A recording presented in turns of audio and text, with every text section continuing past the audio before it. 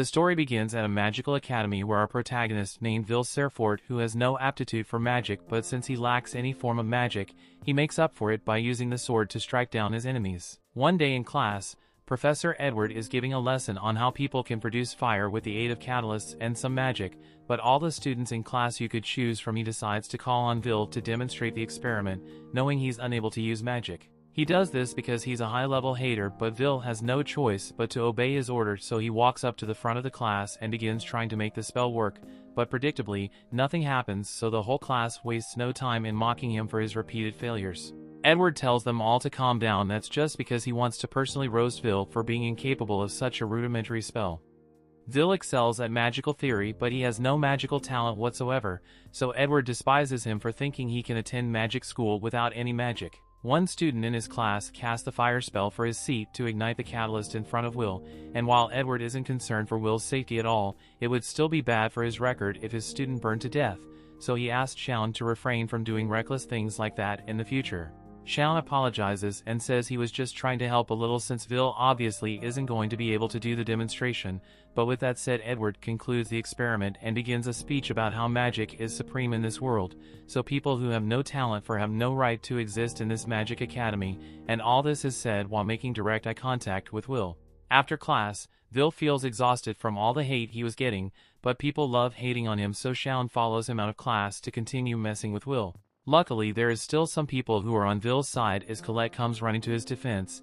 Shounen asks why Colette is defending Vil when she's an honor student and Vil is half a point away from dropping out of school, but she says that doesn't matter since Vil is the nicest person she's ever met and he works much harder than any of them ever have. Shounen is stunned for a moment, but then he begins laughing since no matter how kind or hardworking Vil is, it won't change the fact that he can't use magic, and Vil is certainly never going to become Magia Vander without magic. Shounen and his friends leave Vil alone for now after that, so while locking together, Colette tells Vil not to be bothered by what Shounen and Professor Edward were saying since they just did it to humiliate him, and Vil says it's fine since he really isn't able to use magic, and besides, he considers himself lucky since their hating made a cute girl like Colette want to hang out with him. Colette gets embarrassed when he says this, so she tells Vil that flattery isn't going to make her want to go out with him, but Vil says he was just stating a fact since he thinks Colette is really cute. This gets Colette even more embarrassed and she nearly falls for Vil in the spot, so she pushes him away for a bit so she can think clearly and remain calm. She's technically a noble, so she can't let herself fall in love so easily. After regaining her composure, she looks over to Vil, but he is busy looking at the sky since it is especially beautiful today. Long ago, the people of this world lived in a constant shroud of darkness, in fear of the celestial host who ruled over them. However, that all changed when the 5 wizards against them joined forces to oppose the celestial and bring the light of the sky to everyone. These wizards tend to be known as the Magia Vander, and they are regarded as the epitome of magic, so no mages alive to date have ever been able to live up to the title. Colette wonders if the Ice Maiden Albizvina is washing over them right now, and Vil says he's sure she is because he knows for a fact that she is looking at them right now from her window at the top of the world. Back when Vil was younger, he had a childhood friend called Elfaria, and she would tell him all about the sun and moon she read about at Ser books. She was especially excited to see the sunset since it is supposedly really pretty, so she hoped they could become Magia Vanders together someday and see the sun together. Vil promised to become a Magia Vander with her, but while it may have just been a promise between children, Elfaria actually worked hard to make it happen, and soon enough, she had climbed to the top of the towers through all her hard work. In contrast, Vil had no talent at all to keep his promise, yet he is still trying his best to make it up the tower even if it is just a delusional dream. However, even with his rock-solid resolve, it doesn't stop him from crumbling like a cookie when he gets scolded. Vil asks Professor Werkner to calm down a bit, but Werkner is rightfully angry since Vil went into the dungeon again despite knowing how dangerous it was, and all the way down to the 7th floor too. He's worrying Vil will end up getting himself killed at this rate, so Vil begs him for forgiveness, but he also asks if he can get his extra credit now. Werkner is still mad at him for going into the dungeon alone, and Vil was able to return with proof that he killed an evil guard, so he is awarded with 2 points of extra credit. Vil celebrates with his pet while Werkner does the paperwork ready, but as he does so, he asks Vil if he still hasn't given up on becoming a Magia Vander. In order to become one, Vil would first need to advance to a higher institute, and to do that he would need a total of 7,200 credits. Normally students would accumulate these credits in subjects like writing, practice, and spell work, but since Vil can't use magic, he will never earn any credits from still work. Vil is already aware of this, which is why you wanted to make up for it by doing extra work in practice, but Werkner has already explained to him that it is practically impossible to earn enough credits to pass through practice alone. Vil realizes his chances are slim, but he still wants to hold on to hope that he can fulfill his promise of becoming a Magia Vander. Any case, Werkner tells Vil that Magia Vander is a long way off and may not even graduate he doesn't start earning more credits.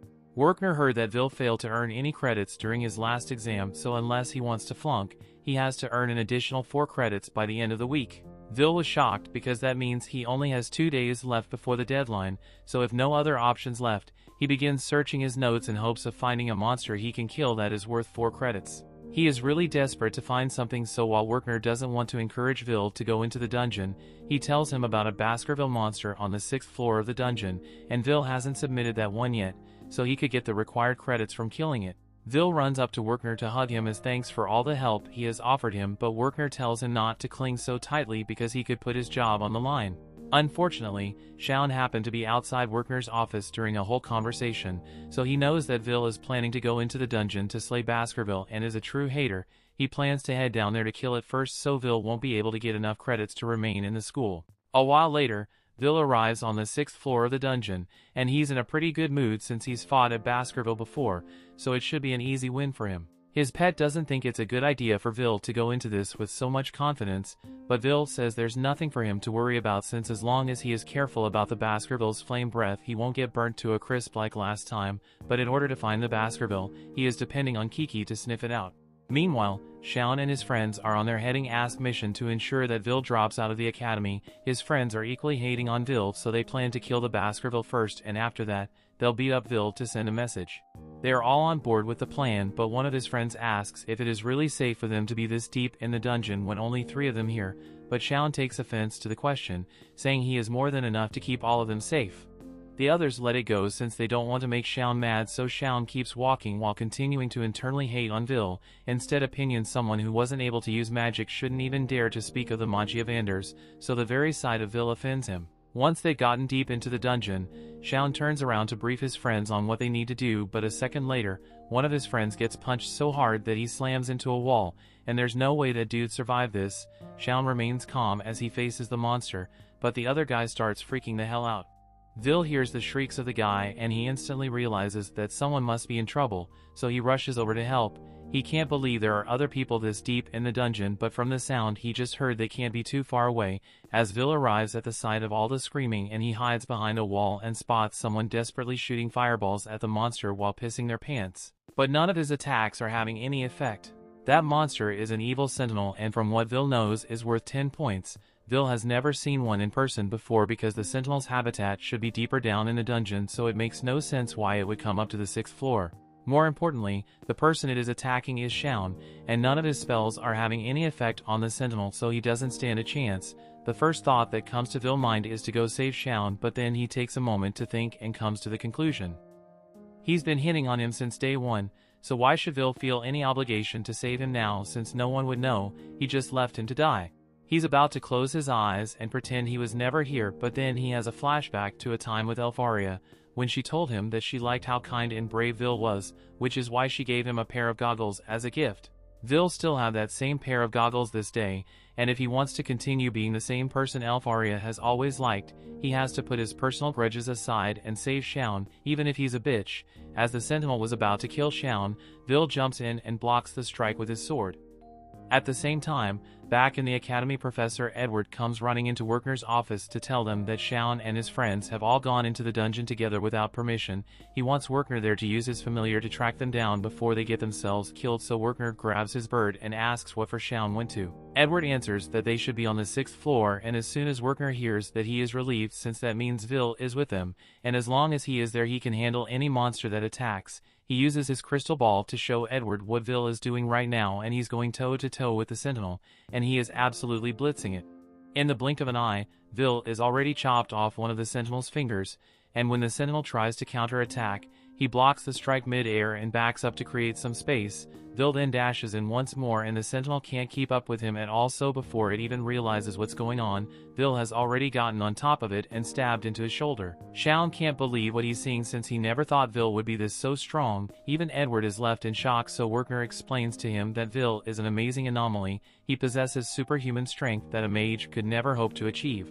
He has a body that's more durable than a Nokia phone and unbelievably accurate observational skills that allow him to grasp an enemy's strategy and form countermeasures for it after being attacked once, so as the sentinel tries to slash Vil again, he's able to perfectly predict the attack and dodge, while also slicing off the sentinel's arm in the process. Vil may not be able to use magic, however. He is more than capable of making up for it with his sword.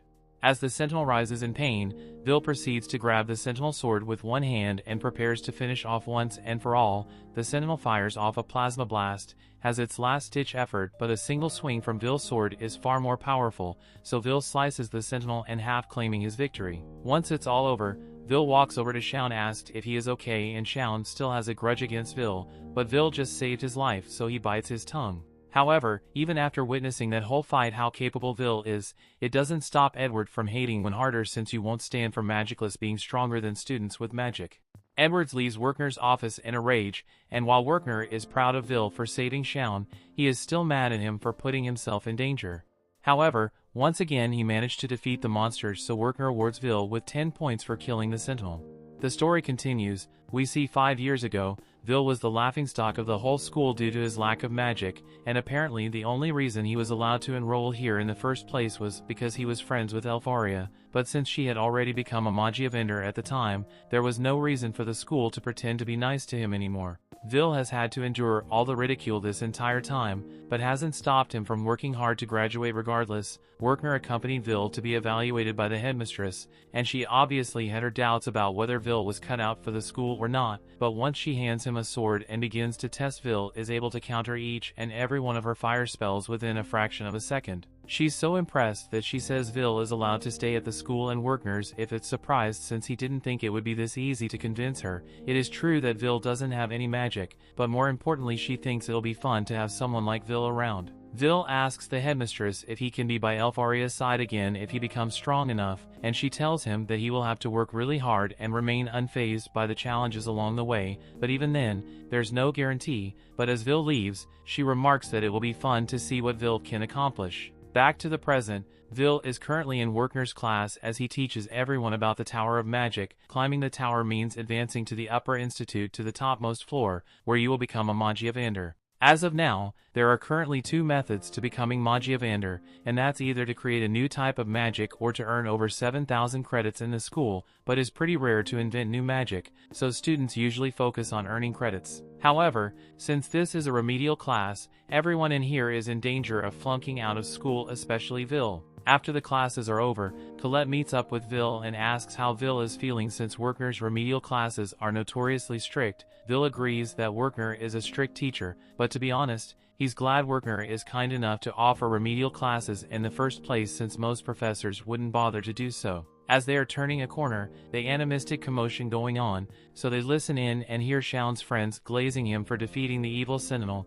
You will question how he survived, but somehow by the time he woke up the only thing Moore saw was Shounen and a defeated evil sentinel, meaning Shounen had to have defeated it. Everyone believes Shounen is amazing for being able to kill a monster as powerful as an evil sentinel, but deep down, Shounen knows he's a fraud, since the one who actually defeated it was Vil. Just then he notices Vil walking by and he takes that as a personal insult, so he goes to Vil and starts picking a fight with him again. However, it's a lot harder for him to see Vil as inferior when he knows Vil could easily one-shot him right now. He's just choosing not to. He lets go Vil's jacket and begins walking away without saying a word. So once Shounen is gone, Colette asks Vil if something happened between the two of them, and something definitely happened. At the same time, Edward has just barged into Headmistress Cauldron's office and is demanding that Vil be expelled immediately. Cauldron asks why Edward suddenly wants to expel Vil out of the blue. He's already in his 6th and final year at the academy, so they can't just expel him without a reason. Edward tries to argue that Vil can't be allowed to stay at this school since he's a warrior not a mage,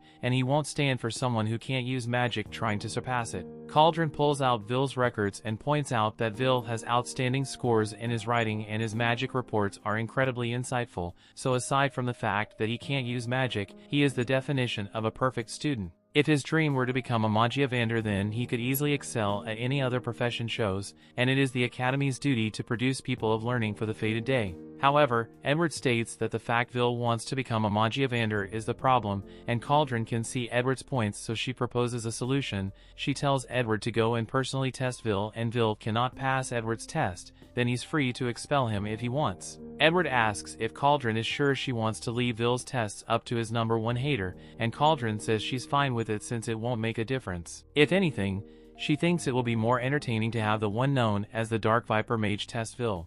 Back on Vil End is getting ready for his next class and asks Colette to help him open his locker for him. She happily does so, and he apologizes for having her do this for him all the time since he can't use magic. She says she doesn't mind, but then she notices Real Sword in his locker and asks him if he's still training with him. Vil says he is, but he couldn't get permission to use it while he's in school, and back in his dorm, his roommate wouldn't let him do anything dangerous. He and Colette later head to the library to study together, and Vil is taking it very seriously despite having already learned this topic before. Colette tells him to take it easy since he's already at the top of the class in writing, but Vil says he needs to keep studying his hardest since he can't afford to lose a single credit, and besides, he enjoys learning history from the perspectives of the other races. Especially since he can relate to the dwarves. They marched to war against powerful mages, but they never gave up in spite of the challenge. Just then, Colette notices that Vil has a white strand of hair on his head, and she says it's probably because he's overworking himself. She offers to pluck it out for Vil, and even though Vil says she doesn't need to, she still really wants to do it. However, in the middle of their flirting, Edward shows up behind Vil and tells him to come to the spell hall alone, because there is something he needs to do. A little while later, Vil arrives at the spell hall and Edward says that he will be offering Vil a special remedial class, so he should be grateful for it. Vil can't believe Edward would offer him a remedial class, but that still shows that he has no good intentions. He wants to see what Vil can really do, so he fires a warning shot to let Vil know that this is seriously tells him, and if he's able to successfully land a blow, then Edward will award him 5 spell work credits. Otherwise, if he fails, he will immediately be expelled. He also tells Vil that he's not allowed to refuse this test either, so he begins casting his spells takes Vil out. Meanwhile, Werkner has just been summoned to Cauldron's office, and she apologized for calling him here on such short notice, but she thought Werkner should be informed of what Edward is doing. She casts a spell to show him the test Edward is giving Vil, and she forbids Werkner from interfering for any reason. She believes it's only fair that Edward gets to have this request granted since Werkner got the same when he asked to watch over Vil. Still, Werkner thinks it is too cruel to let Edward of all people be the one to test Vil because he's a man who nearly became a Magia Vander. He may have failed, but he still possesses power that is equivalent to one, so Vil is in serious danger right now. So far Vil has been able to avoid getting hit by Edward's spells, but Edward has only been using low-level black magic so far, so Vil can't believe how much power Edward is producing. Vil has to fight back somehow, so he tries to run up behind Edward and landing kick, but Edward is easily able to block it with a shield spell. The shield is too strong for Vil to break it on arms, and Edward calls and hopeless for thinking he could get through a magic shield with a kick. Edward then blasts him away, and Vil is starting to worry that there may be no way for him to win, as Edward is simply too strong for him to beat as he is now. Edward tells Vil that he will limit himself to 2 spells, one to attack with fire and one defend himself from Vil's crude attacks. However, even if it is only one attack spell, one who has mastered that one spell can outclass someone who has learned 1000. Edward is simultaneously casting his fire spell, and Vil knows it will be bad news for him if he gets hit with that, so he starts running away, but Edward is still able to blast him regardless, and you can tell Edward is enjoying this because he looks like he's conducting a symphony of Vil's screams. Vil eventually falls to the ground, and he realizes there's no way for him to beat Edward like this, but if he had his sword, he could at least hold his ground against Edward. Outside the spell hall, Colette has been putting her things away in her locker, and she is really worried about Vil since Edward asking Vil to come alone for remedial classes couldn't have been a good sign. All of a sudden, Kiki came running up into the room, covered in Vil blood, and she was trying to get the Vil sword in his locker, so Colette realizes that something bad really happened to Vil and opens his locker, so they can go give him his sword. As Vil is lying on the ground, Edward is slowly walking towards him while saying that Vil could never hope to become a Magia Vander if he can't surpass him here. Magic has always reigned supreme even in the past. When dwarves went to war with images against an army of 10,000 dwarves, all it took was one mage to annihilate them all. The sword is never going to compare to the wand, but even if the odds are insurmountable, Vil still wants to become a Magia Vander, and he will do whatever it takes to achieve it. Edward can't understand why Vil would go to such lengths to become one, so he asks if Vil has some sort of noble goal that he wants to accomplish, so Vil tells him that he wants to be by the side of the girls he loves, but Edward thinks that's a stupid reason. It may seem ridiculous to Edward, but Vil made a promise to Elfaria, and no matter what it takes, he wants to be able to watch the sunset with her. Just then Coletta arrives at the spell hall and throws Vil's sword to him, and now that he's finally armed, Vil is able to counter Edward's fire spell. Edward is shocked that Vil was able to cut through the spell, but he realized this because Vil's sword is special. Even so, he still intends to prove that Vil is no match for a mage. Vil is terrified of Edward's flames, and if possible, he would have run away from this fight a long time ago, but facing Edward is the only way for Vil to move forward, so he charges at Edward while dodging all his attacks, and since he's finally close enough, he slices through Edward's barrier and successfully scratches Edward's cheek. Edward is forced to admit that Vil has passed the test, so he awards him his 5 credits and walks away. Vil collapses to the ground out of exhaustion, and Colette runs up to congratulate him on his victory, but he's totally passed out. Cauldron praises Vil's performance, and Werkner says his strategy of diving into the attack to close the distance and attack from a blind spot was brilliant, and what's even more impressive is that the sword strike was powerful enough to surpass Edward's shield, so Vil may have what it takes to become a Magia Vander after all. The story continues. In a flashback, we see the time Elfaria gifted Vil's a pair of goggles, and immediately after doing so she had to say goodbye since she was going to the top of the tower. However, as she was walking away, Vil called out to Elfaria and swore to her that he would find a way to climb the tower as well so they can be together, even if the odds are against him and he can't use magic. Vil swears that he will keep his promise and see the sunset with her someday. Elfaria was moved by Vil's speech, so she turned around with tears in her eyes and said she would wait for him as long as it takes, and as Elfaria finally left, Vil vowed that this would be the last time he ever cries or acts pathetic again. Back to the present, Vil is currently busy with his paper deliveries since he's got to work a lot of jobs to pay for his tuition. Well, on his usual route, he happens to run into Donnan and he greets him warmly, wishing Vil luck on his delivery route. He also says he will be visiting the tavern later today, so Vil tells him he will be waiting for him. As Vil runs off to finish off his deliveries, he ends up tripping on some steps and spilling the newspapers all over the place, but that is not a problem since with his speed, he's easily able to pick all the papers out of the air and avoid falling over.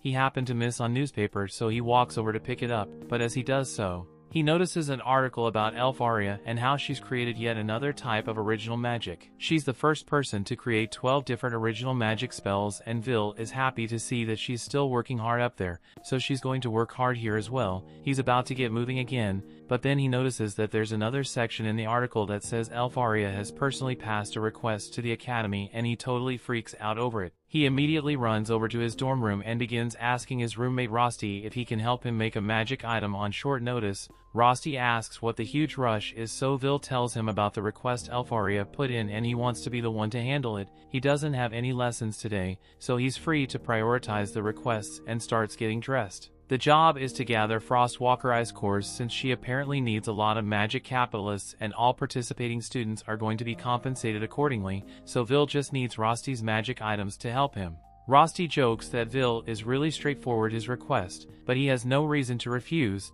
so he hands Vil his new improved magic items, which Vil is very thankful for. Down on the 4th floor of the dungeon, Vil has just arrived to begin gathering ice cores, but there are already a ton of students here to do the same thing. Still, Vil expected as much since Elfaria is famous, so he is going to give it his all. However, just as he is about to start, a huge explosion rings out in the cave and it looks like it was caused by Shounen, who just blew up a bunch of Frostwalkers. His friends praise him for his display of skill, but internally, Shounen is agonizing over the fact that he is still nowhere near the level of strength Vil showcased that day. Vil sees Shounen. He is honestly impressed by the magic power he used, although he seems really angry about something. In any case, with all these students here, Vil will never get the chance to play any Frostwalkers. Of his only choice is to go deeper into the dungeon floor. As Vil descends, he ends up seeing a girl in danger, so he leaps into action and moments later, All 3 monsters have been sliced in half. The girl is shocked by what she just witnessed since this is the first time she's seen a magic student use the sword to fight.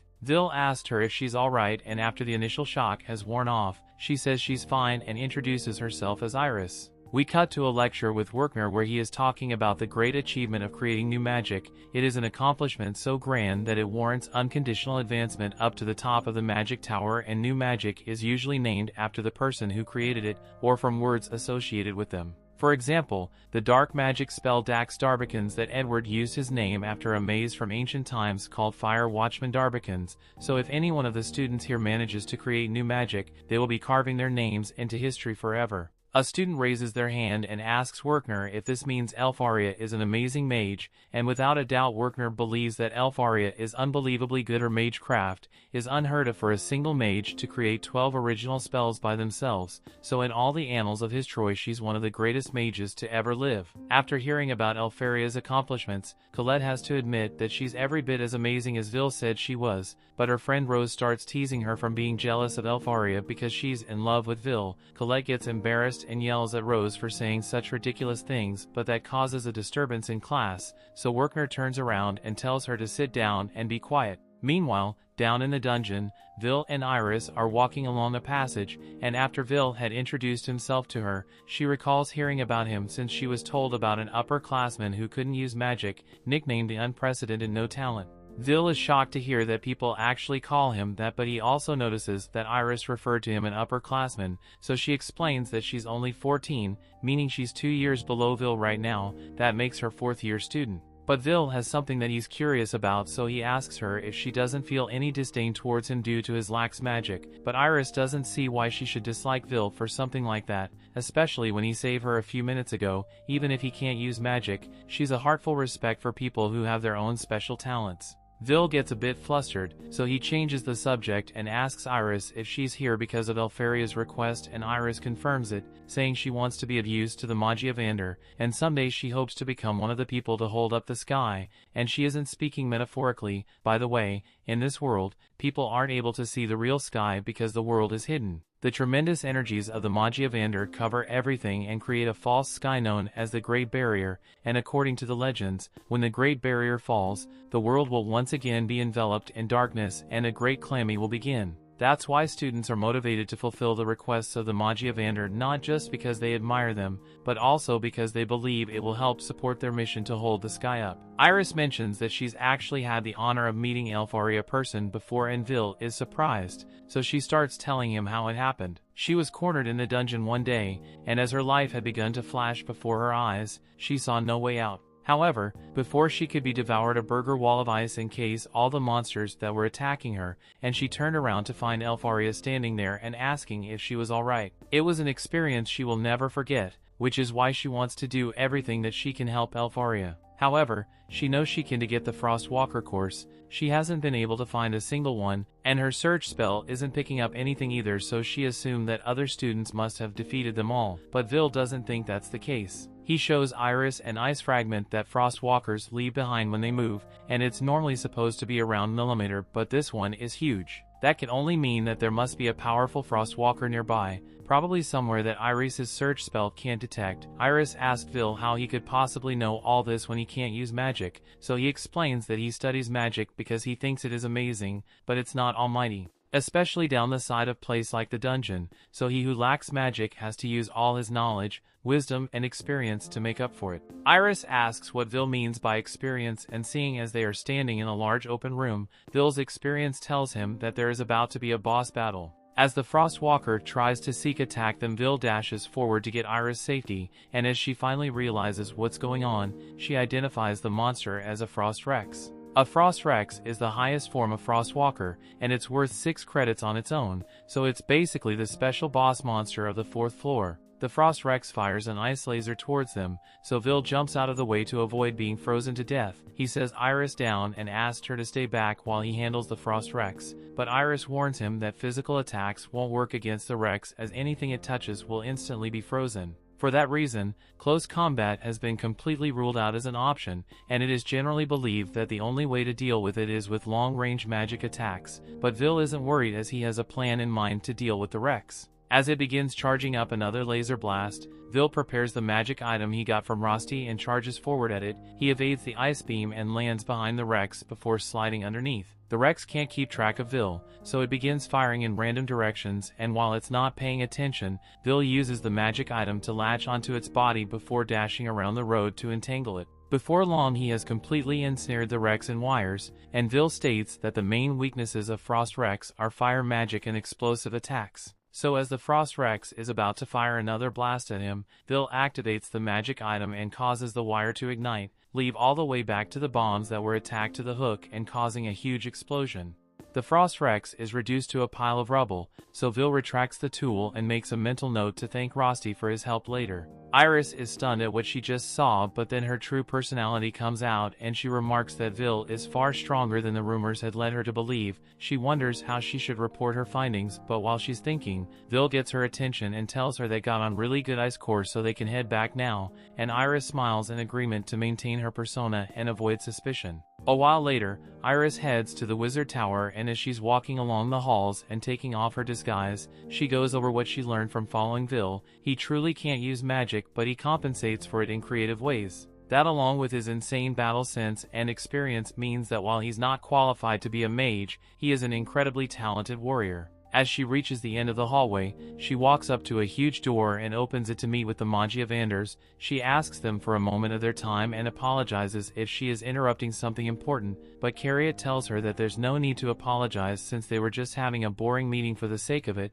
but the situation is still dire since if the sky barrier were to be breached now, the world would certainly be destroyed. The celestial host has been watching them from beyond the sky would overwhelm them instantly with the number of mages they have now, so they need to hurry and find more promising mages to aid the fight to come on that fated day, otherwise the calamity and the lore will come to pass, and they can't allow that to happen. They ask Iris have her observation mission when and if she happened to find anyone useful, and she confirms that she managed to find a promising person who could be useful to their cause. The no talent who can't use magic, Vil Serfort, and she recommends that he be inducted into the tower. Carriot and Eleanor are against the idea, but Zio thinks it could be fun, while Elfaria chooses to reserve her opinion on the matter. Zio honestly doesn't care who it is as long as they are useful, but Eleanor thinks it would be crazy to bring a magicless person here. They're about to start a fight over it, but Carriot calms them down and says they don't need to make a decision now as the Grand Magic Festival will be occurring soon, and they can just use those results to decide. The usual ones will naturally end up in the top positions,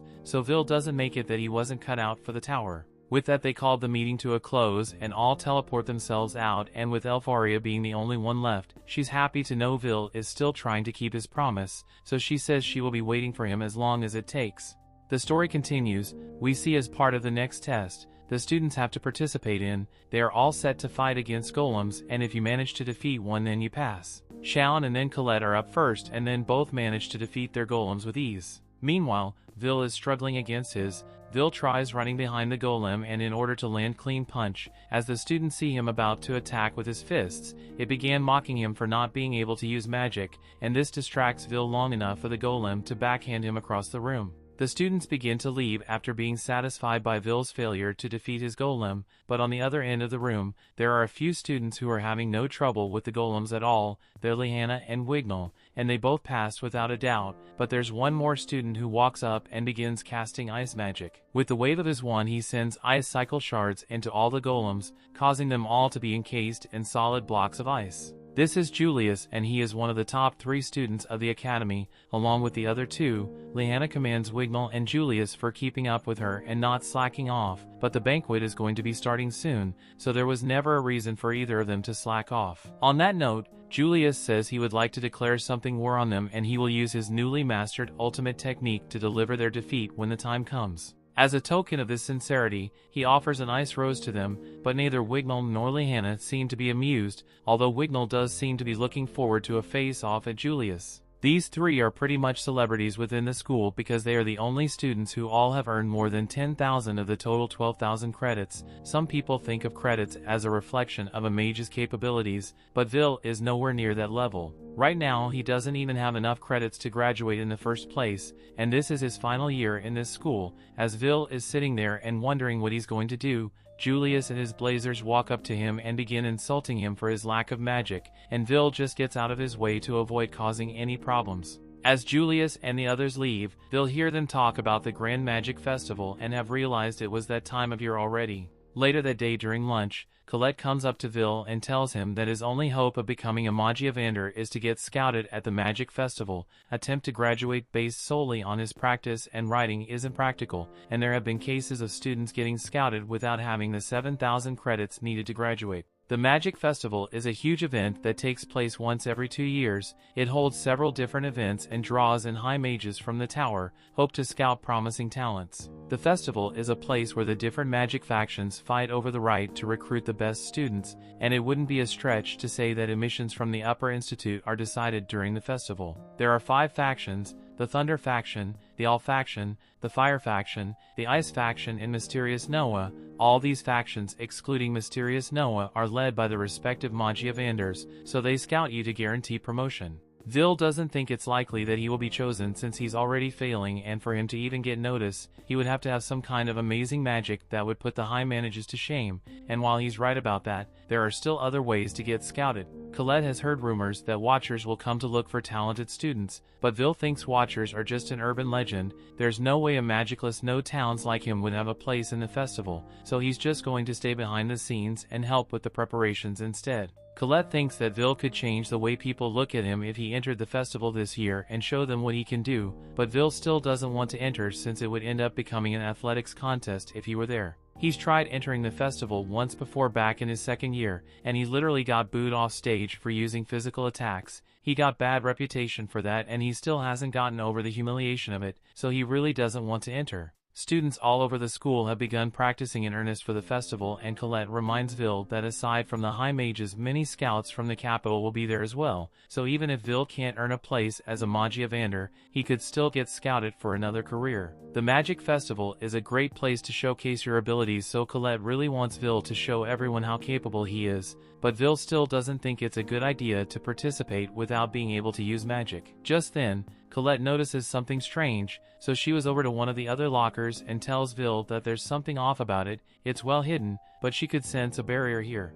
Vil asks if she is sure it isn't just a launching well for the locker, but Colette can tell that the barrier is made to block sound and obstruct view. Colette could break it with her magic, but that could be troublesome, so she asked Kiki to do it instead. Once the barrier is dispelled, they find a staircase hidden behind the lockers, which leads to a secret gambling ring. A bunch of students all gather here so they can place bets on who will come out on top the Magic Festival. Colette finds it deplorable that the students would turn their locker room into an illegal gambling ring. Then Vil notices Shaun standing across from them, and he's surprised to see him here, since Shaun doesn't seem like the kind of guy who enjoys betting. Shaun gets defensive and starts yelling at Vil to mind his own business, but Colette steps in and warns Shaun if he gets into a fight with Vil for no reason, then she will make sure he regrets it. Shaun calms down, so Vil asks him again what he's doing here. Since he doesn't seem to be participating in all the betting, Shaun doesn't feel the need to answer Vil questions, but it's totally not like he came here to see whether people are betting on him or not, and he definitely isn't upset that no one thinks he has a chance of winning even though he's the 4th best student in the school.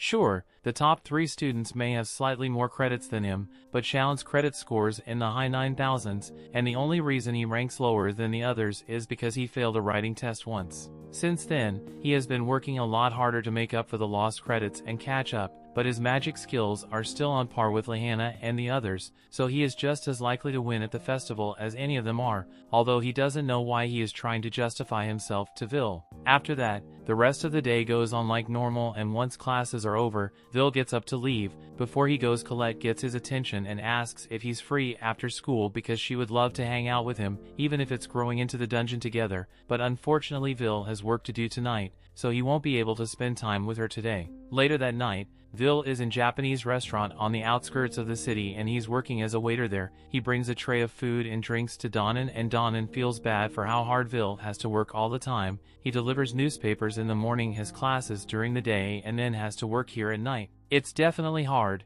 but Vil has to push through it since he doesn't qualify for the school scholarship, meaning he has to pay for everything out of pocket. Donnan mentions that he heard something about the Grand Magic Festival coming up soon, so he suggests that Vil could participate, but Vil immediately shoots down the idea because he doesn't want to get humiliated again. Gina yells for Vil to get back to work and points out that his friend is working much harder than him. We then see Rosti. He is also working as a waiter here, although he is only doing it for Vil as a favor to him since tonight is really busy, and one of Gina's workers quit and all that extra work is just going to get dumped on Vil's shoulders if she doesn't hire someone soon. After the dinner rush is over, Vil and Rosti are cleaning up the dishes and Rosti asks Vil if he's really okay working here because the wages he gets paid from the dwarves aren't that high. He could easily ask Werkner to help them find a higher paying job, but Vil doesn't want to bother Werkner too much, and decides he likes the people here a lot, so working around is fun for him. They are honest, caring and shower him with warmth, so Vil respects them a lot. Things are going really well, but a few moments later is all ruined as Julius walks into the restaurant just so he can be a hater. As soon as he steps in, the first thing he does is start insulting the restaurant and the dwarves in it. Julius then notices Vil here and begins laughing to himself, and a failure like Vil is only fit to be around barbarians like dwarves. This gets Don in his nerves, but the other dwarves that hold them back because they can't afford to get into a fight the mage. Julius begins threatening Donna not to try anything funny because he and all the other dwarves are just immigrants who fled here after the Celestials destroyed their world, and humans have been graciously allow his kind lives here without issue, so dwarves like him has no right to glare at Julius like that. Donnan calms himself down because he knows there is nothing he can do. Everything Julius said about the dwarves being refugees is true since they fled here after their world was destroyed, but even though the same thing happened with the elves, but dwarves are treated with contempt by the humans here, so if Donnan were to attack Julius for what he said, all dwarves in the city would suffer consequence for it. That's just the way the world works here, but Vil can't stand for such injustice. He decides that today is going to be his last day working here. And since he is no longer employed at this establishment, Vil is free to do whatever the hell he wants without Gina having to face any consequences, and the first thing he does is go to Julius's table and tell him to take back what he just said about the dwarves. Dwarves are hard workers who made the best out of the harsh conditions they were given and thrived, so Julius has no right to call them barbarians. However, Julius couldn't care less about the dwarves or their struggles, so he kicks his plate of food at Vil and his two groupies get up ready to beat Vil up. However, they fail to realize that a plate of food being thrown in one counts as assault, so anything Vil does from herein can be classified as self-defense, and Vil immediately grabs the two boys by the shirt and gives them first-hand knowledge of what the four tastes like. Julius gets slashed in the process, and it's been a long time since he has suffered such humiliation, so he's going to make Vil pay for what he has done. The room begins to freeze over as Julius takes out his wand and begins to attack Vil. Vil jumps back to invade Julius's ice strikes, but he doesn't have his sword and is in an enclosed space, so eventually, Julius manages to trap him with ice and pin Vil to the wall. He then walks up to him and is about to freeze Vil's solids, so Rosti is about ready to step in and save Vil, but before he freezes Vil he looks into those eyes hoping to see him beg for his life, but Vil's eyes showed no sign of fear, so Julius decides on a change of plans. Instead of freezing Vil here, he wants to do it at the Magic Festival so he can fully humiliate Vil in front of the whole school. Vil agrees to fight Julius in the Magic Festival, and Julius says that if he wins he will have Vil kicked out of the school once and for all, but Vil just wants an apology from Julius to all the drawers he disrespected when he wins. The story continues. We see at the day of the Grand Magic Festival, and it's clear that everyone is excited to see what the students can do. The Fire Faction Scout tells his people to be on the lookout for a talented student since you can never tell who possesses the skill to become a Magia Vander. The first event involves the broadcasted dragon races, and Lihanna has been maintaining a strong lead over the other competitors for a while now, but that's not the only competition going on right now. As the spectators in the crowd are all eagerly watching to see the results, there are a fair number of recruiters here as well, both from the tower and outsides, and they are all interested in recruiting the best students the school has to offer. Lihanna unsurprisingly wins the dragon race in record time, so the next event is going to be Crown Attack, and it looks like Shounen is going to be participating. He is in a good mood since Colette personally came to ask for him to join her team. She must have finally realized how exceptional Shounen is and wants to work alongside him instead of Will, but as he opens the door to the training room, he is shocked to find Will there as well. Colette clarifies that she was inviting him to join a team with her and Will, because Will needs a team with a total number of credits equal to 21,000 in order to compete in the Crown Attack, and since his credits are so low, the only person should be asked to fill up the final spot with Shounen. Will apologizes for getting Shounen dragged into his problems, but Shounen sees no reason why he should help Will. In the first place, why would Will suddenly want to enter an upper-level event like Crown Attack? But while Shounen is yelling at Will locks eyes with Julius, and Shounen realizes that Julius is the only one Will is focusing on. Colette explains that something happened between Julius and Will suddenly decided that he would participate in the Crown Attack event no matter what it takes. Shounen is enraged that Will is ignoring him because he still hasn't gotten over how inferior he felt when Will saved him in the dungeon. As the next event is about to begin, the commentator Mike introduces himself, and as his co-commentator Edward is there as well, although Mike doesn't like it since Edward is the most hated professor in the school due to how strict and scary he is. In fact, he's scared Edward might kill him before the end of the festival, but the show must go on, so Mike announces the main event of the day, the Crown Attack event. A spell is cast over the stadium into a whole battle map. There is a volcano zone, a marshland zone, a badland zone, and a grassland zone, and a woodland zone. Unlike the other events, the Crown Attack is a team competition held between 3-man cells. All the teams will start on the outer edge of the field and make their way here to the central stadium. At the center of the stadium, there's a giant crown, and the first team to take it will win, but of course that is easier said than done since the entire playing field has been rigged with traps of all kinds. Going for the shortest path to the stadium is allowed, and obstructing other teams allowed as well, so all the events this is sure to be the most brutal battle royale. Edward adds that the event was created to be a practical demonstration of how teams would handle a dungeon raid together, but no one's focusing on team coordination. They all want to see high-level battles between the top students of the school, and if there were an illegal gambling ring in the school, which is there totally isn't. Wignall team is the most popular all the teams, and unsurprisingly, on the opposite end of the gambling pool, the team that has the least popularity is the one led by Will. The students begin laughing at Will for daring to think that he could participate in an event like the Crown Attack, but Will isn't going to lose confidence this time. As the participants for the event are all heading to their designated start locations, Werkner is shocked when he sees that Will intends to compete as well. He tries talking Will out of it, but Will's mind has already made up from the start, so nothing Werkner says can stop him. He apologizes for not listening to Werkner, but even if it makes him the laughingstock in the school, this is one competition and he wants to win by all means. Will then walks away, and Werkner accepts that he isn't going to be able to talk Will out of this, but he reminds Will that he was warned about the risk involved, so if things turn out badly for him, he has no one to blame but himself. With all the students in position, the Crime Attack event can officially begin. The students rush forward, and Julius's team is the first to run into some of the traps that were laid out on the battlefield. As they approach, the cubes engage and form an army of golems which stand in Julie's way. With so many golems in one place, this would easily become an insurmountable roadblock for many students. However, Will continues to charge forward at full speed, and he's showing no signs of slowing down. The students begin to mock him for attempting to break through the golem swarm when he can't use magic and couldn't be a single golem during a praxis exercise. Will continues running towards the golems, and before he attacks he gives a signal to Colette, who then casts a spell to create a magic gauntlet for Will, and with it Will is able to absolutely demolish all the golems in his path. The jaws of all the spectators hit the floor as they all witness Will's capabilities, but Werkner already expected something like this to happen. So long as Will attacks using a magic goblet, then he can do a significant amount of damage even if he doesn't have his sword, and since Colette is the one who made it, then it's technically not against the rules either.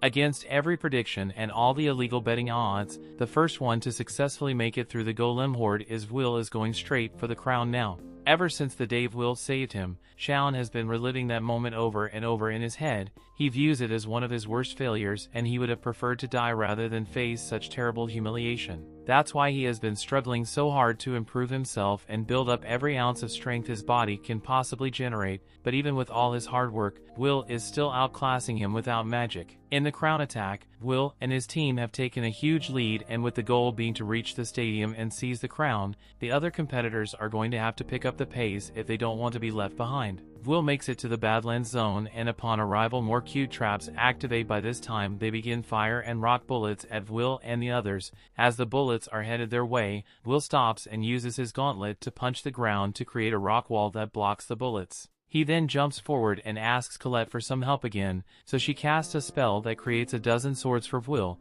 and he proceeds to use the swords as projectiles to destroy all the cubes in his way. Mike announces that Will team has made it through the Badlands with ease and they're yet to come across a trap that poses a challenge for them with their teamwork, although Shounen hasn't really done anything though. The spectators that get against Will try to downplay his skill by saying Colette's magic is doing all the heavy lifting and her magic definitely plays a part in it, but the efficiency of the weapons in battle all comes down to Will technique. The scouts are starting to take notice of Will and his amazing skill in detecting and countering traps, and as much as he doesn't like Will, even Edward has to acknowledge his hard work. All the time Will is spent in the dungeons has allowed him to minimize the inefficiencies in his movements, and his superhuman reflexes allow him to capitalize on the smallest openings available. One other team is frustrated that they are losing to someone who has no magic, but their hate for Will distracts them so much that they end up falling for Flower Trapped, so they get eaten alive, and another teams face similar issues with the traps laid along the path, but through all the brutal obstacles, Will still manages to keep the lead with his team.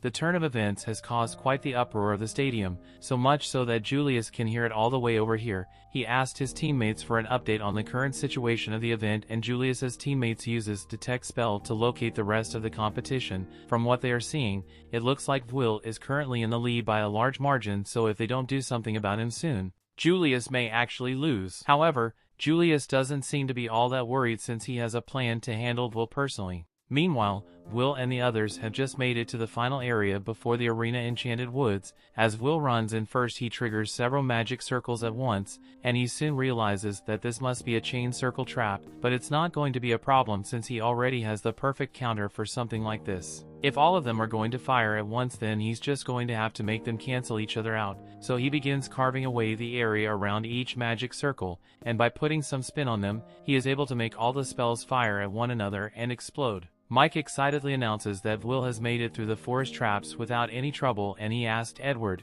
if he has any comments to make since he was the one who set up that dark magic minefield, but Edward just clicks his tongue in annoyance that Will managed to get past his traps so easily, even with all the momentum Will has built up with his massive lead as he gets closer to the stadium. The chances of him running into another team and getting attacked rise dramatically. He's had to take out a couple of other teams, but there's one team in particular that he is after, so Will intends to run ahead and set up an ambush for Julius. However, as he is on his way to secure the high ground for his ambush, the tables are turned on him as Julius fires an icicle straight at him. Will is alright since it didn't hit his body directly, but he can't understand how Julius could have possibly made it here before after the huge lead they had. On top of that, Julius is alone, so Will has to worry about the possibility that Julius's other teammates are hiding somewhere and ambush him. Julius begins to cast a hail of icicles at Will, but Will doesn't have time to worry about the possibility of an ambush and starts running away for now. He just needs to get serious and deal with Julius, but it looks like Shounen is getting serious as well as he begins the casting process for an unbelievably powerful inferno, but he seems to be staring at Will a little too much,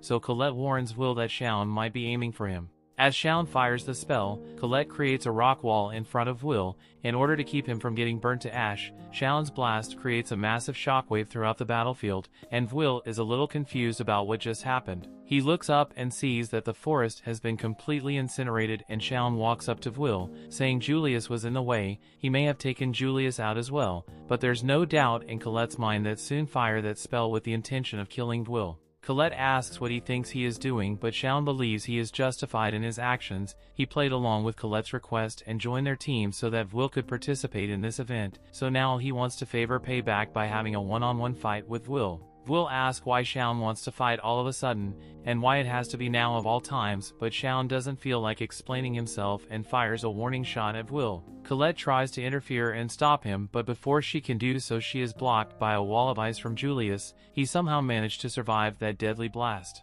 Colette is in trouble, so Will wants to go save her, but Shounen isn't going to let Will go until he has gotten a proper fight out of him, so he shoots some fireballs at Will which knock his sword out of his hand. Will tries to reason with Shounen so they can do this another time, but she and his dad said on Friday him, so he tells Will to pick up his sword so they can have a duel, and with no other options Will agrees to face him. To Shounen, Will looked pitiful from the very first day he laid eyes on him, but at the time Shounen felt genuine sympathy for Will and all the bullying he was suffering, and he really wanted to help him, so he tried to convince Will to become his subordinate because that way no one would be able to bully him anymore. However, Will completely ignored him and kept walking around the corner. Shaun runs to catch up to him, but as he grabbed Will and told him to take the offer seriously, Will looks him dead in the eyes and tells Shaun to get out of his way. Shaun may have pitted at Will, but Will never pitted himself for a minute. Rather, he was always looking forward to his goal, and Shaun couldn't accept the fact that Will had rejected his kindness and ignored him as though he were a side character. So from that day forward,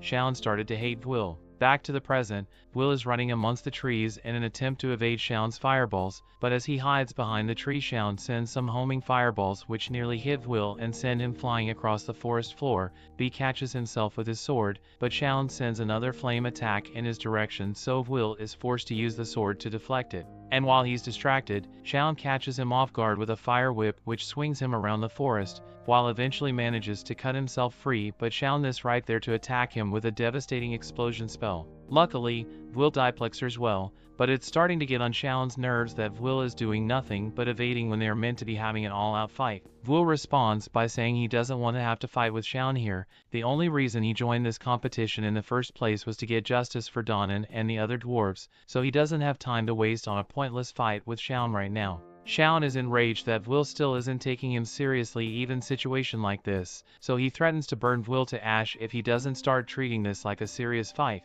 The crowd is shocked to see Shaun fighting Will when they are supposed to be on the same team, since something like this has never happened before. Mike asks Edward for his opinion on the matter, and Edward says it's disgraceful for students in the same team to be fighting amongst themselves, and given that the objective of the competition is teamwork, Will's team is sure to lose points with the scouts, but at the same time he seems really pleased that Shaun is messing up Will's chances of winning this event. Everyone in the crowd is shocked that Shaun would be short-sighted enough to attack his own teammate because of a personal grudge, and the scouts are definitely taking note of this behavior pattern. Rosti is worried about Will's safety, but he also can't help but feel intrigued to find out what's going to happen next anyway. As he is watching the anticipation, Iris approaches him and asks if she can sit next to him. Rosti seems to recognize her, so he says he's fine with her sitting next to him. So Iris takes a seat and immediately begins cheering for Will. Rosti is surprised she would go out of her way to support Will since she always looked like a mean person him, and Iris admits that this out of character for her, but after she was introduced to Weil, she couldn't help but feel captivated by him. Rosti can understand the feeling, but he's starting to get jealous that Will is so popular with the ladies and even Shaun as well, since he is technically fighting because Will never gave him any attention. Naturally, Rosti loves Will most out of anyone since he is Will's roommate, like he could say the same about Colette since she has always been by Will's side no matter what. Even now that she's being attacked by Julius, the only thing on her mind is how she can get Shaun to stop fighting Will so he doesn't lose this competition. However, she won't be able to do anything about Shaun and Will's fight while Julius is here. Julius mocks Colette for running away from him this entire time when she's known as the Earth Princess for her skills, but Colette never liked that title, so she threatens to make him regret it if he calls her Earth Princess again. Surely, he sends more icicles after Colette, so Colette uses earth magic to create a wall in front of herself and stop the ice. However, Julius wasn't aiming at her alone, as one of the icicles hits the ground and activates one of Edward's traps, so before she can react she is caught in a massive energy blast. While that is going on, the spectators begin noticing something off about Julius, and it's the fact that he is on every screen at the same time. Somehow Julius is fighting every student involved in this competition at the same time, but the method he is using remains an absolute mystery. Julius also challenges Wignall's team, and Wignall is fine with the added challenge of facing Julius, but before they begin, he says he wants to return the ice flower that Julius gave him. With a wave of his wand, Wignall makes Julie's ice flower appear in the sky, and this distracts Julius long enough for Wignall to create a magic circle beneath his feet and obliterate Julius in an instant. While the others are confused, Wignall recognizes that this is what Julius meant when he said he would win with his trump card, and he has to admit, a Magia Vander level spells is quite impressive. Mike isn't sure what exactly happened there, but Wignall has just defeated Julius, who suddenly appeared right in front of him, and coincidentally Mike bet all his money on Wignall, so he's really hyped to see him performing well. Meanwhile, from above the stadium, two elf curls from the elf faction are watching the festival. Lafia asks Philvis what she thinks of the students at the academy, and the only thing Philvis can say is that they're doing about as well as she had expected them to do. The general opinion regarding the competition is that either Julius or Wignall is going to win, and that Will might have had a chance if only Shaun hadn't done this, but his friends know that this is way out of character for him, so they are wondering what could have made him act so rashly.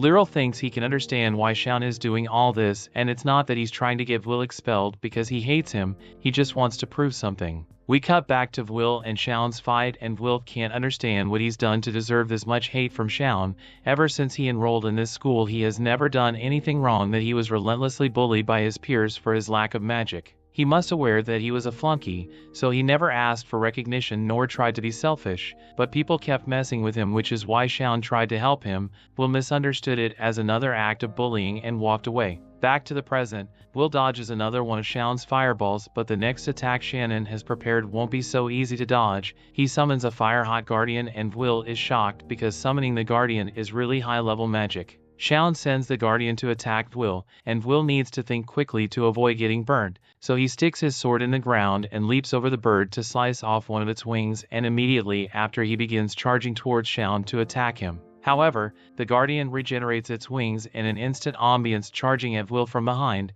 so Will now has his attention divided between handling Shounen, who is attacking from the front, and defending against the guardian from behind. He makes its split-second decision, jumping out of the way of the guardian's attack and moving to sword to his other hand, so he can block Shaunen's attack, but Will is still struggling to hold his ground against Shaunen's flames. He eventually deflects the fireball, has left both him and Shounen winded. Back at the stadium, Edward is in shock at the level of skill Shounen just displayed, because it is far above the level a student should be capable of. Not only was he able to use such a powerful fire spell at the start of the fight, but he can also flawlessly summon a guardian to aid him in battle. The scouts had realized that Shounen possessed such precise control over his magic, and it didn't line up with the reports they received about him, since all of his records saying that he was a decent magic student, but not outstanding as to be labeled as one of the school's top talents. However, something must have happened recently to make him improve this much. They'll need to prepare a new report for Carriot, since it looks like they found their latest scouting candidate. Will also realizes that Shounen has gotten a lot stronger than he used to be, but begins to yell at Will because he knows Will is still holding back against him.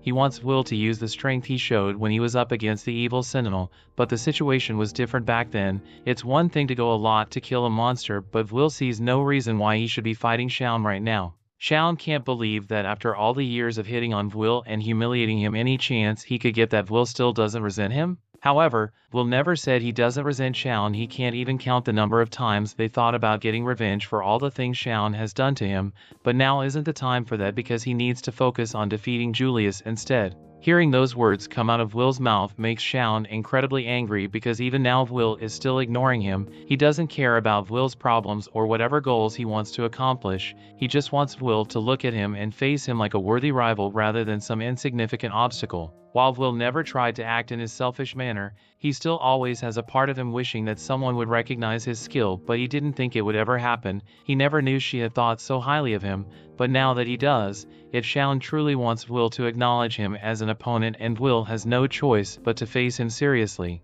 Shounen is happy to see that Will is finally taking him seriously, so he begins casting another spell. Will realizes that if he tries to attack now, then the Guardian is sure to intercept him, so he decides to wait for the moment when Shounen casts his spell to counter-attack. As Shounen finishes his spell incantation, he orders his Guardian to attack while he simultaneously casts a wide-range annihilation spell. This simultaneous attack would normally be unavoidable. However, Will already saw the trajectories of all the fireballs, so he dashes forward and skillfully runs in between the gaps and the attacks. He then leaps into the air and destroys the core of the Guardian, and with no more obstacles in his way, he charges straight for Shounen to take him out. Shounen expects it as much from Will, but he isn't out of defensive measures yet as he casts a last-minute fireball at Will. However, before the two could clash, Colette created a giant rock wall in between them. Both Will and Shounen weren't expecting this, and they fall to the ground, and as they look over, they see smoking mad Colette, who has had most of her clothes burned off.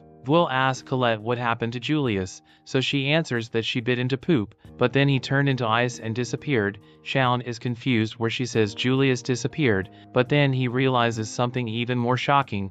Colette's clothes are almost entirely burned off. He tells her she's showing way too much skin for a noble lady, but she reminds Shounen that it was his flames that did this to her clothes in the first place. She then tells Will and should go on ahead without them, since he needs to catch up to Julius before he captures the crown. Shounen tries to argue that he hasn't finished his duel with Will yet, but she shuts him down and says it is really important that Will beats Julius here, and this was pretty much his only chance to show the tower how capable he truly is, but Shounen had to go and ruin it. Will stops her and thanks her for being worried about him. But he can still make it in time. He apologizes to Shounen and tells him they can complete their duel another time, but Shounen still wanted to settle a fight today. Back at the stadium, the first team to arrive is Julius's team and it looks like nothing can stop them now, but right outside the stadium Will is running in at full speed, and just before Julius's team can claim the crown, he crash lands in the middle of the arena and tells Julius that it's time to settle this.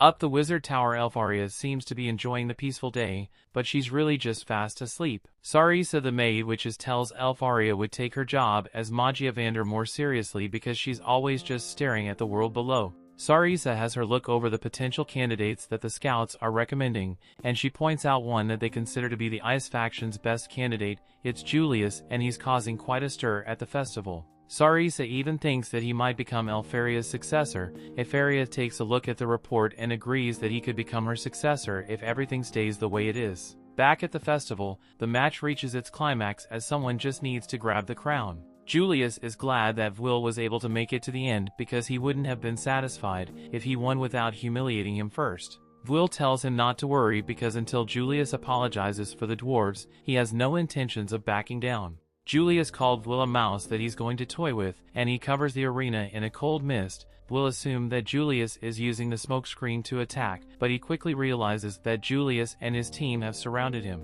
They begin attacking, so Will decides that he has to keep moving so he doesn't get hit. He plans to judge their locations using their attacks, so he waits for them all to fire at him. Will determine where all three of them are, so he goes to attack one, but he's surprised by a fourth shot. Julius taunts him by calling him a laggard and Will is stunned when Julius reveals that he and his buddies never even moved. The entire stadium is then just as shocked when they see that 4 other Juliuses have appeared. As if that weren't bad enough, Julius reveals that his clones also explode. He makes one of them blow up, encasing Will in ice. Edward has a terrified look on his face, as there's no mistaking that Julius is using a certain type of magic. Werkner is horrified as well because Julius is using the secret arts discovered by the genius and unrivaled Elfaria. Elfaria created 12 spells and Julius has somehow learned how to use one of them. This spell creates copies of its user and will demand to know how Julius is able to use Elfaria's magic. Julius laughs like an absolute psychopath and reveals that his talent is simply what allows him to do it. He learned the secret art just by studying it on his own. Julius says that Elfaria isn't so impressive after all, and he declared that soon he will expose her for all to see. Of course, Will is infuriated to hear his girl talked about this way, so he shatters Julius's eyes and charges 8 at him. Will finds himself in a pretty tough spot though, as Julius's clones move exactly as he wishes, and they can even use magic. Will is startled when they all stop attacking and they form a cage around him. Will can't break free, so Julius taunts him and summons a giant ball of ice. He declares that this is the end and he crushes Will. The entire crowd is in awe of his immense power, and Edward points out that Julius was able to win the fight without even taking a single step. This is ideal for a mage, and it's clear now why Julius was able to obtain thousands of credits. Julius uses this moment to speak to the scouts, and he points out how impossible it is for him to be defeated after learning one of Elfaria's secret arts. Julius says that he will prove to them that he deserves to be Elfaria's successor, and the crowd erupts with cheer. Iris determines that Julius was just putting on a show for this scout, and he just used Will, who's as quick and agile as a monster. Iris knows better as she says that it's not over, and Rosti says that Julius would look like a real fool if he doesn't win after doing so much showboating. They both seem to know something, but everyone else is shocked when Will shatters Julius's giant boulder of ice. Will thanks Julius for helping him cool off because he always gets hot-headed when it comes to Elfaria. Julius is determined to humiliate Will, so he attacks again, but Will easily dodges this time. As he takes out Julius's friends, Will explains that Julius hasn't perfected Elfaria's spell. The crowd is stunned and Edward realizes that Will just hit himself to get an advantage, the same as when they fought. The crowd becomes confused when Julius's clones start falling apart, and Will reveals that Julius was only able to control his clones with the help of his friends. This means that Julius can only use Elfaria's magic briefly. Will says that he has no right to be Elfaria's successor, and Julius becomes enraged. We look back at Elfaria after she agreed with Maid Sama about Julius being her successor. However, she says that it isn't a successor that she longs for. Instead, what she wants is a lone sword by her side. Will explains that while Guardians left on their own,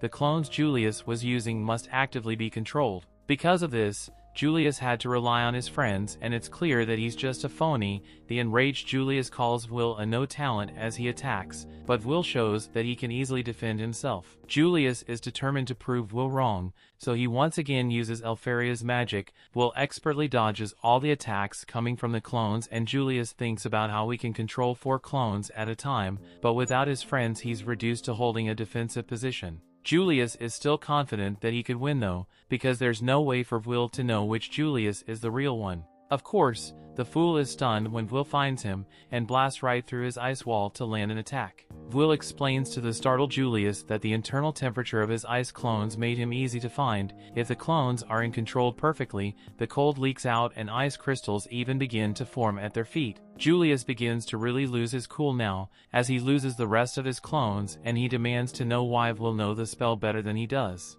Will's answer is simple: he handled Elfara, his childhood friends. They were raised in the same orphanage, so he knows her magic very well. He admired it and studied it, but he could never catch up to her. This is why he knows all the strength and weaknesses of Elfaria's magic. Julius calls Will a no-talent one last time before he attacks, but Will is in complete control now. Will compliment Julius because up till now no one has been able to replicate Elfaria's magic. However, he makes it clear that Julius is nowhere near her level. This is because the clone spell that Julius can barely even use properly was invented by Elfaria when she was only 2 years old. Will exposes him for being a fraud, and Julius thinks about how excited he was when he learned the spell. Reality begins to sadden though, and he realizes that he was only on the same level as Elfaria was when she was a toddler. Julius has completely lost it now, as he laughs like a psychopath, and he uses his rage to create 8 clones at once. The crowd is amazed, and Julius says that he's not one to be underestimated. He has abandoned any hopes of having full control of the clones,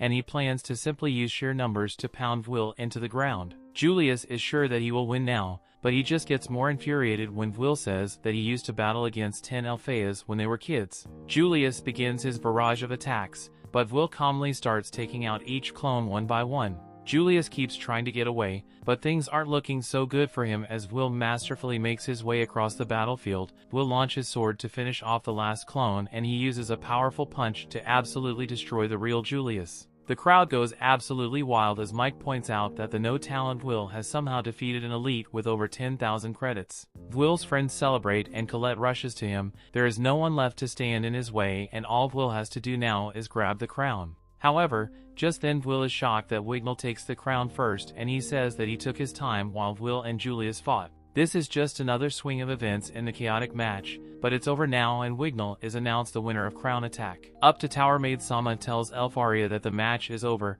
Elfaria is completely distracted though and asks if there's a spell that allows someone to change the past. There isn't, so she wonders if there is one to erase a person's memory. Maid Sama wonders what this is all about, and she's shocked to see the condition Elfaria is in. Elfaria was horrified to hear Will talk about how she used to beat him up in the past, and she explains that she was just trying to keep Will out to herself. Back at the arena, the angry Scion keeps being angry as he can't believe that Will even managed to defeat Julius. Colette rushes to Will and Scion vows to be the one to defeat him. Will apologizes to Colette for letting Wignall take the crown, but she is okay, and Will is just glad that he was able to keep his promise to the dwarves. The story continues. We see Will may not have won the event, but what's important here is that Julius took an outstanding L, so it's still a victory for Will, and all his friends gather at the bar, have a celebratory dinner. Later on in the night, Donnan asks if Will ended up getting scouted by a tower, but Colette says he didn't, and it was expected since not only did Will's team have an internal battle, but he also didn't actually win the event. Colette blamed Shaun for this, since Will could have won easily if he wasn't delayed by Shaun's tantrum during the event. Rosti asks where Shaun is right now, so Will explains that he did try to invite Shaun, but Shaun didn't look like he wanted to come. Donnan says it's fine even if he didn't get scouted because he won his fight with Julius and got him to apologize. Speaking of Julius, he is currently in the back washing dishes as part of his apology to the dwarves. He hates having to do this, but he lost of Will, so he has to keep his promise since he's a man of his word, even if it means working here for a while. Everyone other than Julius is having a good time, and Colette notices that Werkner seems to be worried about something. She asked him if he isn't enjoying the party, but that's not the problem. He didn't stop Will from entering the event because he saw how motivated Will was to win, but now that he has shown the entire school what he's capable of, Werkner is worried about how Will be treated from here on out. Colette had thought people would just treat Will better since they now know how powerful he is, but Werkner says it's never that simple. The next day at school, students have started getting ready for the all-student practice event, which entails a full week of dungeon diving. A lot of the students are worried about it and haven't decided on their parties yet, so as Vil is walking down the halls with Colette, he is approached by a couple of his classmates, and they nervously asked him if he will join their team for the dungeon raid. They saw how powerful he is, so they would like his help. However, before Will could respond, another set of students walk up and say they want Will on their team as well. More and more students begin arguing over who gets to team up with Will, and Colette now realizes that this is what Werkner meant when he said people would treat Will differently. Now that they know he's not a weakling,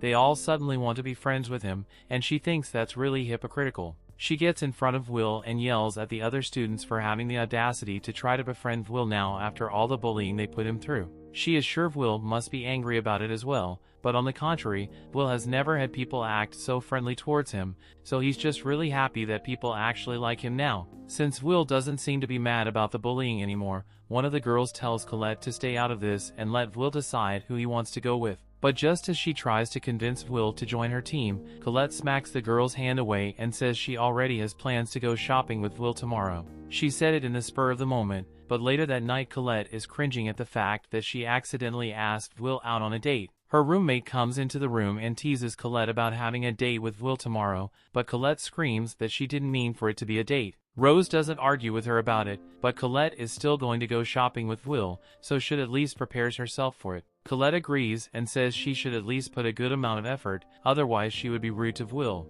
Meanwhile, in Will's room, Will is currently up doing a bit of study, and Rosti decides to ask about Will's plans for tomorrow. There aren't any classes scheduled, so he asks if Will will be going into the dungeon again, but Will informs him that he actually has a shopping date planned with Colette tomorrow. She persuaded him to go, since he had to get his supplies ready for the all-student practice event anyway. Will doesn't think it's that big of a deal, but Rosti is clearly very jealous. The next day, Colette is sitting in the city square and nervously waiting for Will to arrive. Even if she asked him out unintentionally, she's going to do everything in her power to make sure this becomes a real date. Soon after Will arrives and says hello, he compliments Colette on her new dress and hairstyle, saying she looks really pretty, and this makes Colette a bit embarrassed. But before they can head off on their date, Rosti comes running. Colette has no idea why he's here, so Will explains that Rosti was really insistent on tagging along for the shopping trip no matter what, so Will decided to let him come.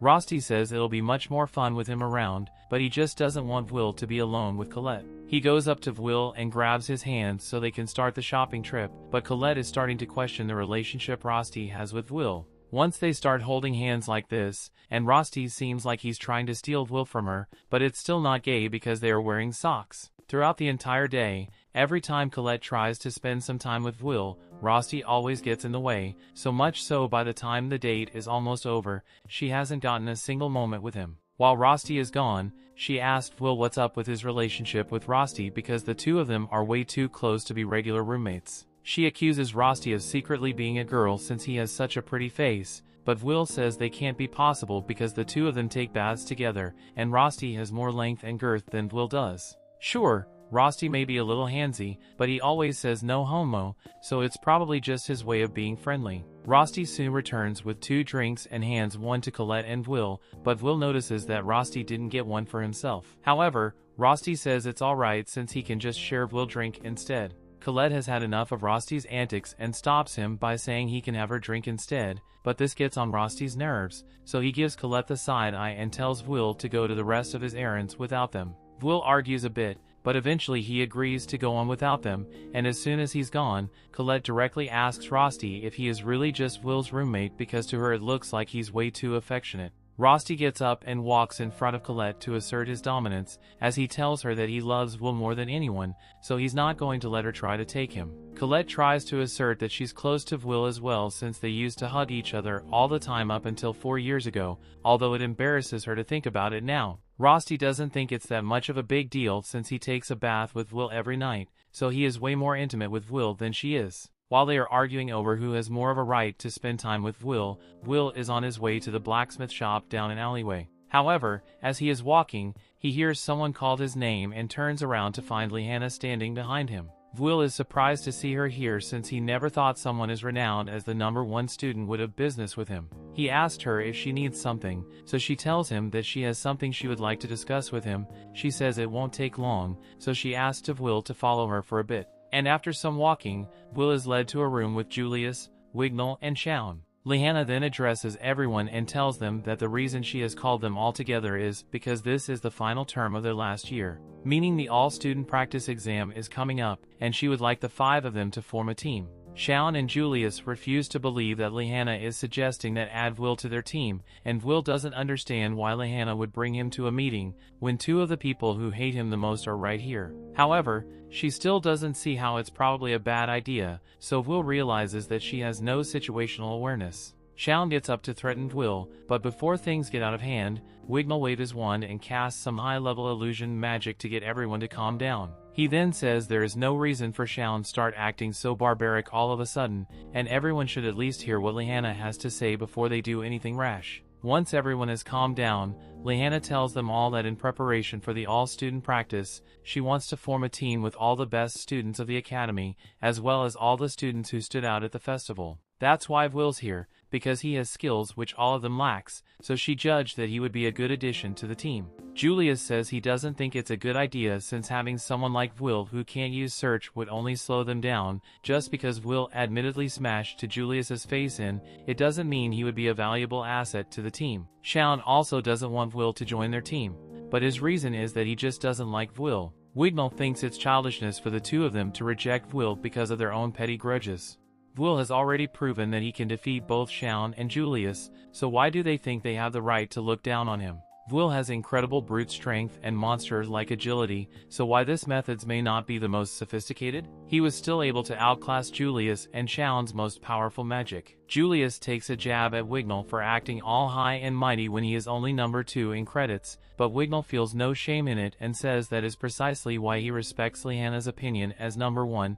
If she says Will is skilled enough to be a part of their team, then Wignall will respect Will as well. However, he still doesn't respect either Julius or Shounen. Lihanna speaks up again and tells everyone that she wants to use this team to climb the tower as the top student in the academy. She wants to guarantee a better future for herself, but Will can't understand why she's going through all this trouble when her performance at the festival should have been more than enough to get her scouted by the tower. Lihanna admits that the Thunder Fashion did reach out to her, meaning she has a guaranteed post-graduation placement, but that isn't enough for her. All the students at the academy are basically the leftovers who aren't good enough to advance before graduation, and her family is common for mages to die young, so in order to prevent that fate for herself, she wants to aim for the top and become a Magia Vander. She believes everyone here shares that same ambition, so she asks all who are interested in forming the team to place a coin in the goblet to show their commitment. Wignall is the first to accept her proposal since there's no team that could achieve better than this one.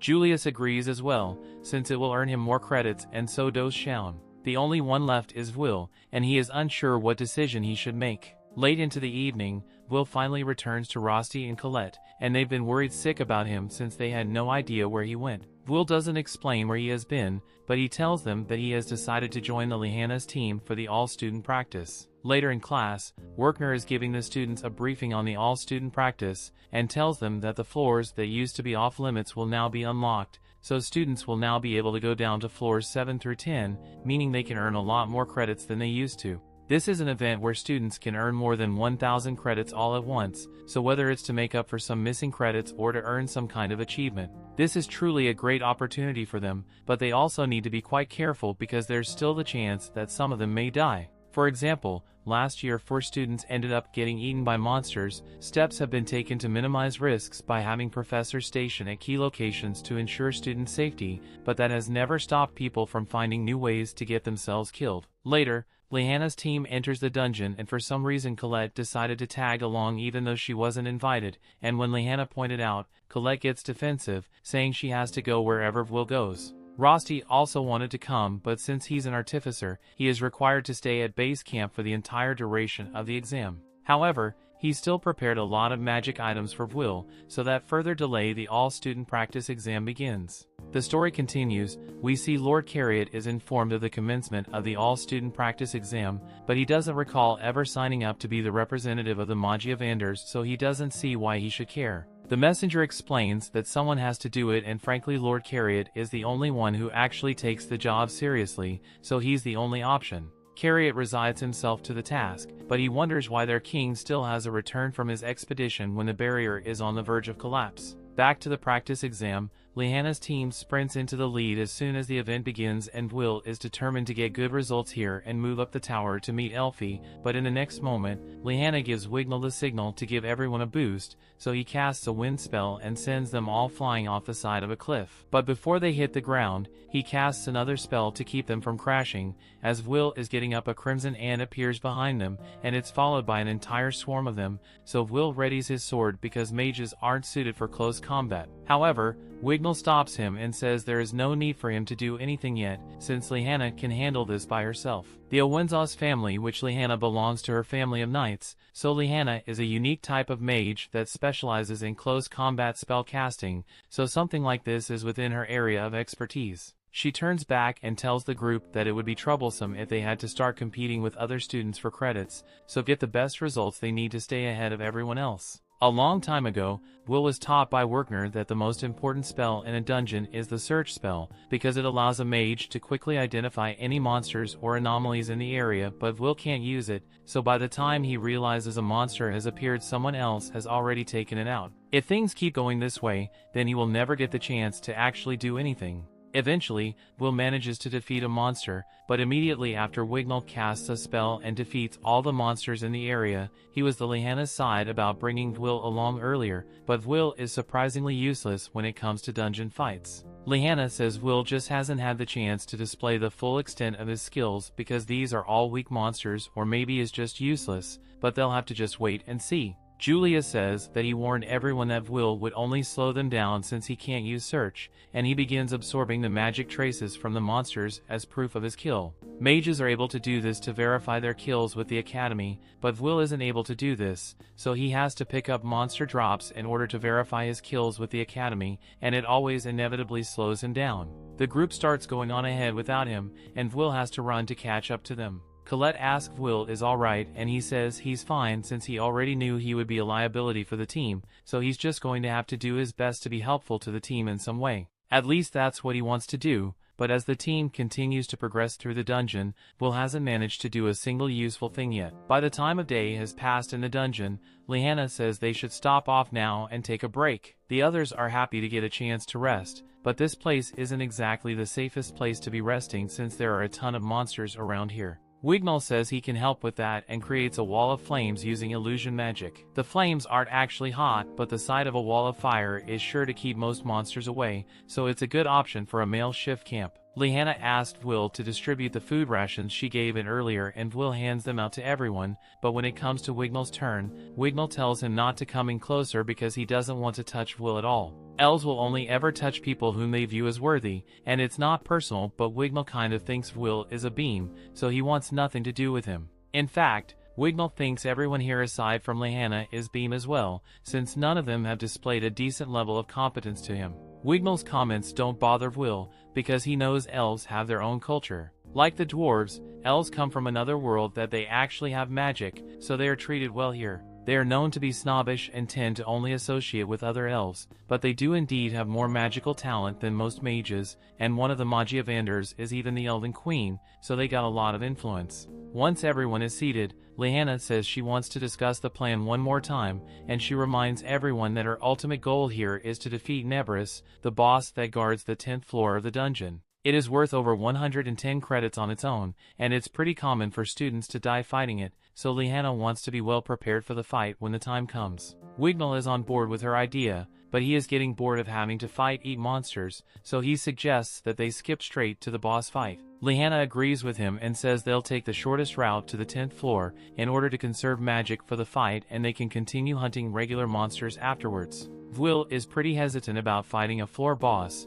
but he has only managed to earn 5 credits today, so he needs to start working harder if he intends to make the most of this exam. While the team begins their journey to the 10th floor, we get a look deeper into the dungeon where we see 2 people talking, and one of them has just killed a couple of students because he thought they were annoying, so these guys are clearly dangerous. Back with Will's group, Julius is confident because they keep seeing monster corpses everywhere, but there aren't any other teams in the area, so it's a mystery or could have done this.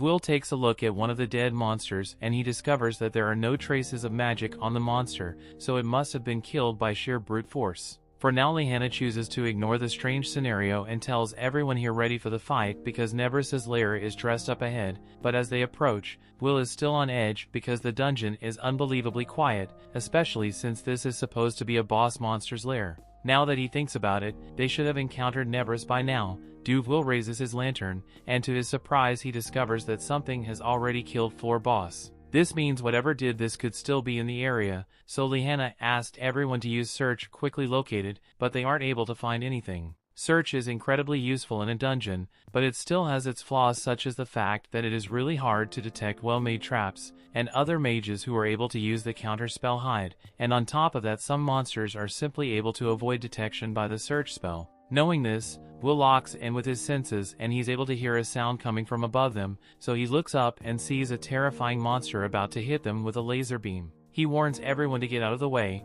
and as the blast is fired he does his best to delay the impact so the others don't get hit. And all the chaos, the monster sneaks up behind Wignall and he's the first one to hit one shot, but now that everyone else knows the monster's position, they all begin casting their attack spells to defeat it. However, before they can finish, the monster strikes the ground and causes the floor to collapse beneath them, sending all of them deeper into the dungeon.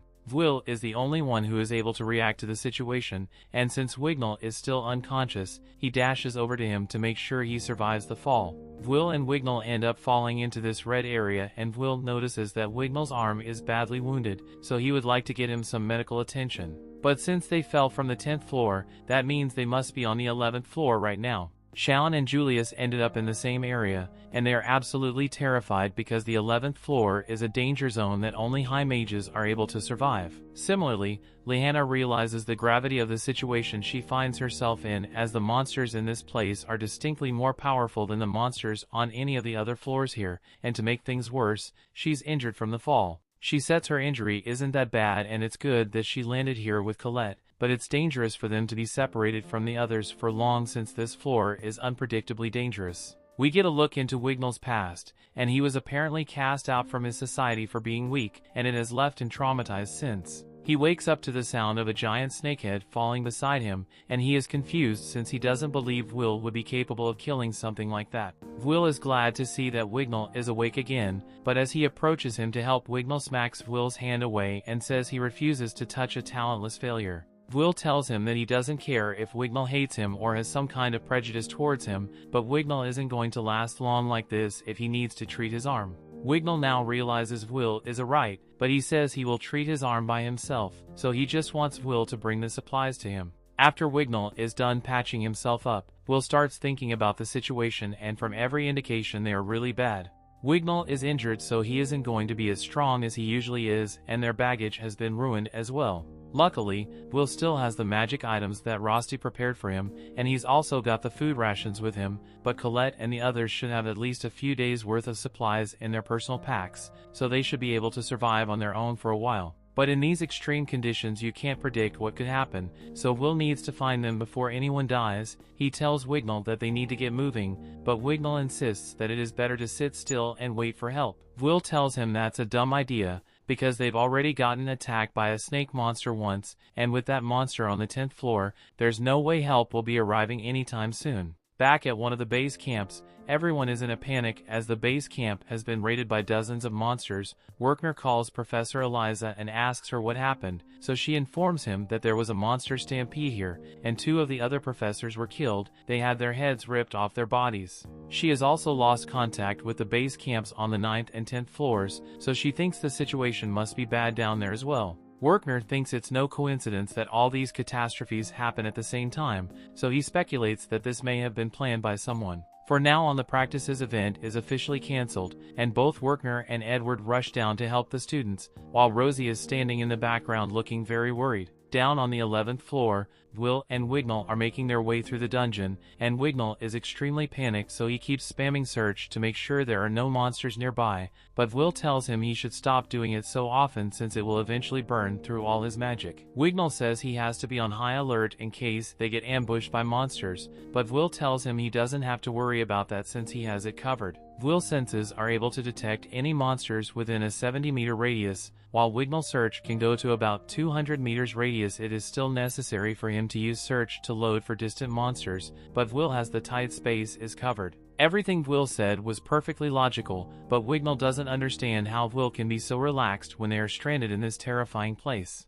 Will explains that he has spent most of his time in the dungeon in order to make up for his lack of credits, so he knows all about the monsters that can be found here, and this isn't his first time getting stranded either, so he has a lot more experience with this than Wignall does. Just then, Will is alerted to the presence of some monsters, and they are completely surrounded, so Will tells Wignall to handle one behind them while he kills the two in the front. Wignall casts a wind spell and successfully knocks one of the orc off its feet, but then he turns back and sees Will effortlessly slicing the orc apart, and even though he knows Will isn't weak, he still can't believe how well he is doing against a threat like this. The orc Wignall was fighting gets back up and he doesn't have enough time to cast a counter spell, so Wignall intends to use illusion magic to distract it. However, to his horror it doesn't work, and he begins screaming at the top of his lungs because he's about to die. Luckily, Will is able to step in and slash orc in half, but Wignall is already having a mental breakdown.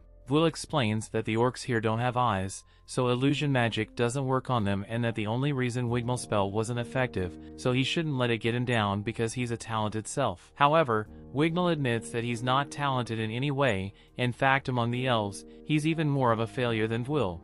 That brings the episode to an end. Thanks for watching. Want next part? Subscribe the channel and turn on notification bell.